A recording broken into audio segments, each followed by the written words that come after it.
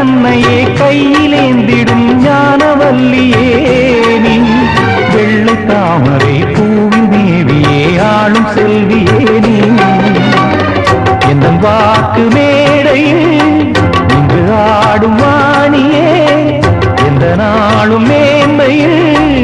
என்னை ஏற்றுமேனியே அன்னை நீ அல்லவா இன்னும் நான் சொல்லவா நீதான் தெய்வம் நீதான் செல்வம் கீதம் சங்கீதம்